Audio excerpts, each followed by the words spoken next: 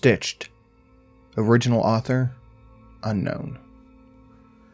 Everyone's had a regular place where they stick around long enough to start to notice certain details that most people will look over.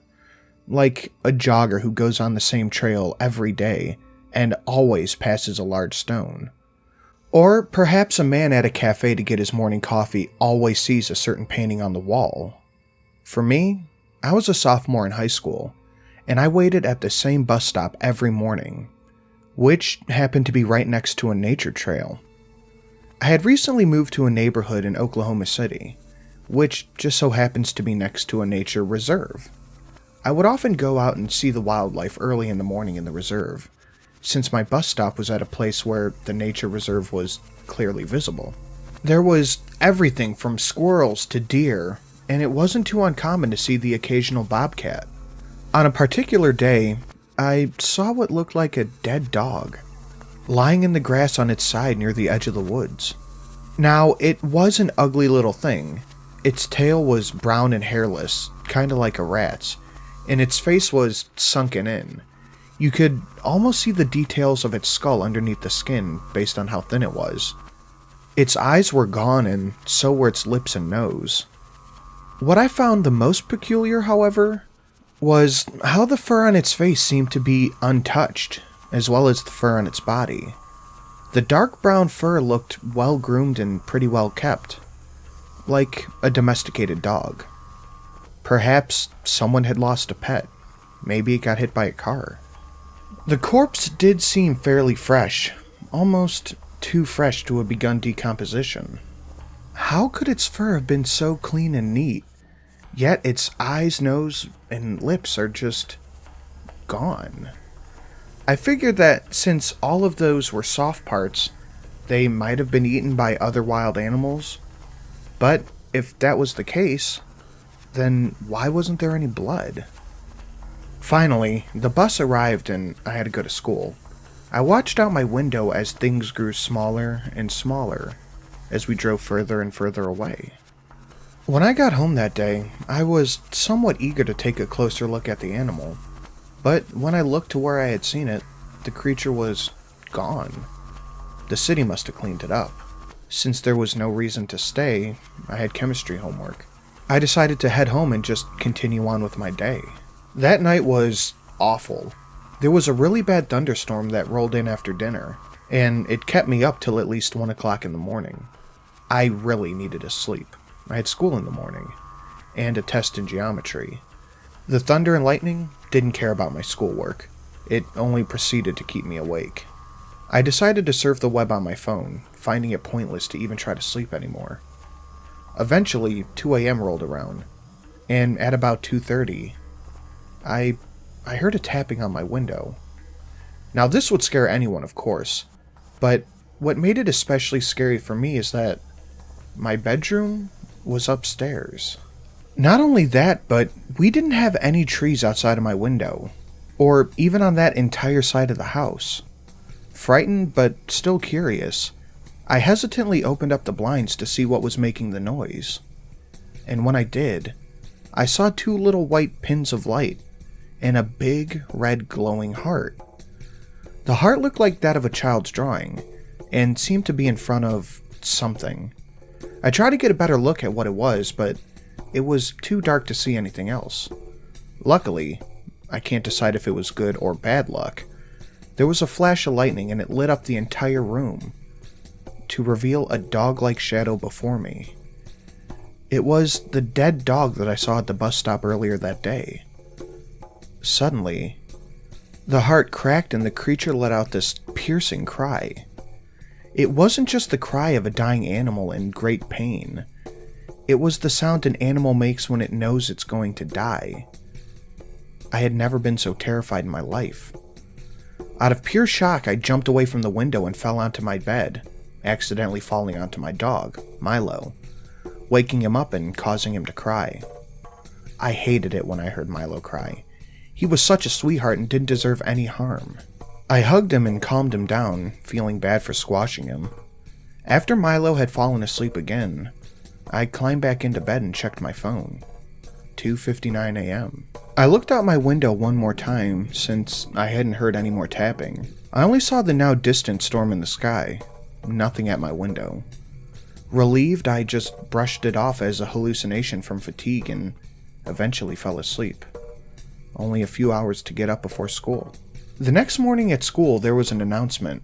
There had been a wild animal attacking people, and all of the outdoor classes had been redirected to the gym, or otherwise just cancelled. What they didn't tell us, though, is that the thing had already attacked 4 people, and every one of them was found with their heart ripped out. And the most unsettling part was how each heart had been replaced with a stitched-up felt heart. Hearing about this couldn't help but remind me of the creature I had seen at the bus stop, and outside my window. When I got home that day, I told my parents. They said they already knew. I decided not to tell them about what I had seen, since I thought it wasn't all that important. I was probably just imagining things. After dinner, I decided to draw a picture of the creature that I had seen, for shits and giggles, of course. I had to go to bed for school in the morning, but I got to sleep in since I wouldn't be waiting outside for the bus anymore. Not with this vicious creature out there. Later on in the week, I was at my desk doing homework. I noticed someone had touched my drawing. Someone had drawn stitches on the heart, which was now apparently cracked. It also had bear claws now, which made it even creepier. I was almost in disbelief when I saw the stitches. Was this the creature that had been attacking and murdering people? Then I saw a small scribbled note on the back in pen next to it which read, "It can't be fixed." The words freaked me the fuck out, so I confronted my parents. They didn't know anything about it. In fact, they thought I was trying to poke fun at them considering how uncanny and coincidental the whole thing was. Frustrated, I stormed into my sister's room and confronted her.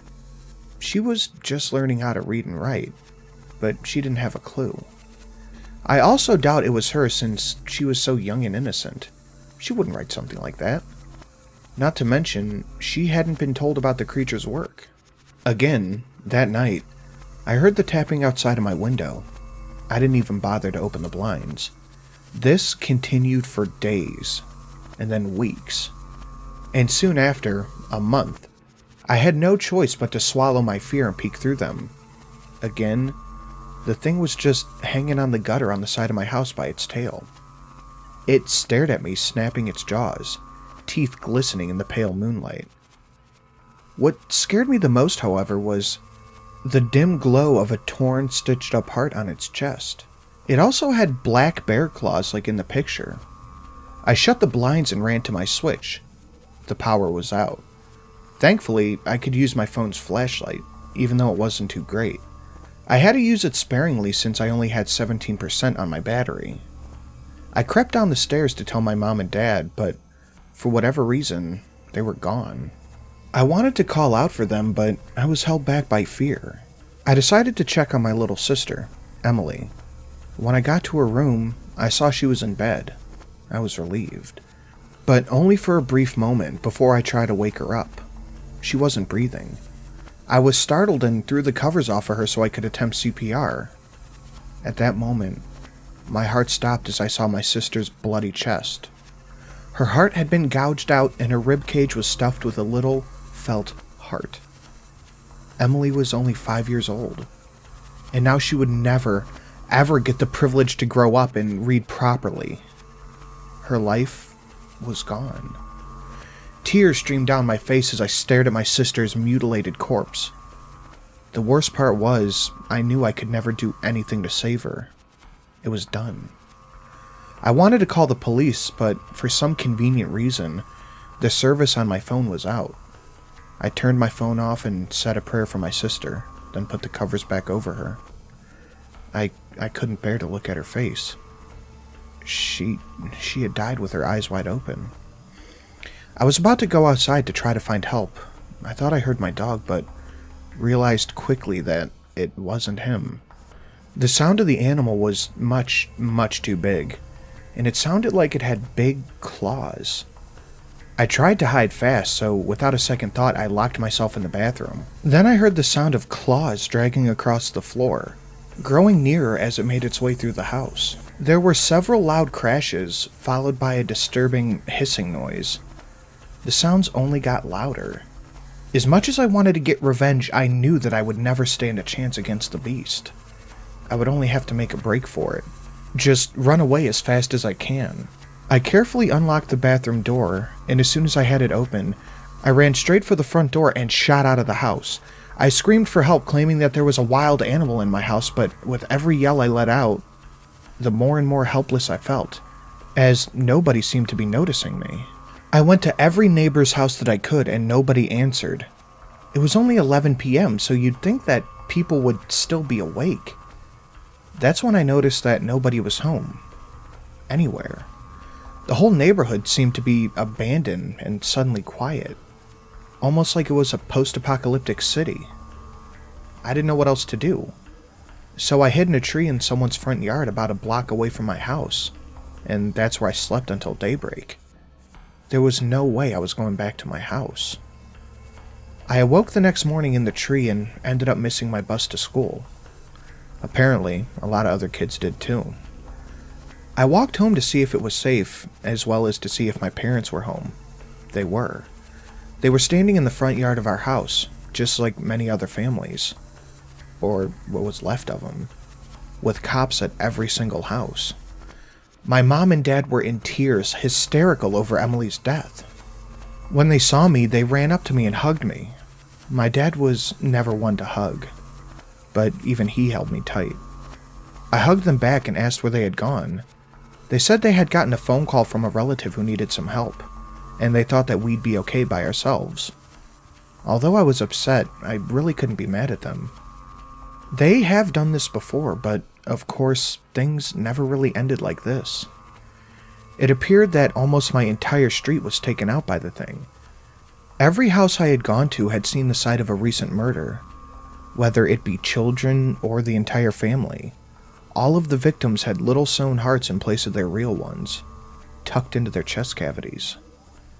I somewhat wanted to go back to our house and look at the damage, but the police just refused to let anyone into their homes for the investigative purposes. All of our stuff was confiscated, and the authorities never told us why. I was even interviewed about the drawing of the creature I had seen, and questioned if I knew anything about it. I told them everything I knew, and they seemed to understand that I knew no more than they did. I'm just glad that they didn't get all suspicious and pin the whole thing on me. We did end up moving to another town, a safer and nicer one too. They never ended up catching the creature, but it did stop attacking people after a while. By the time it did though, too many people had already been killed. I will never forget that night or the things that I saw. Now for those who are wondering what happened to my dog Milo, I will only tell you that he seemed to have just disappeared and never came back. Nobody knows if he was killed either, but we can only hope that he managed to make it somewhere safe, away from that wretched, awful creature.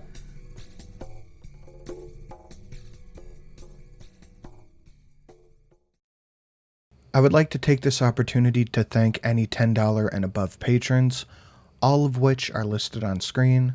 You guys are absolutely amazing. Dan R., Cody V., Paul Z., Chaos X, Mr. Swiston, Official Jerboa, JY Pyromancer, Hayden MH, Ethan A., and Dark Side of the Bear.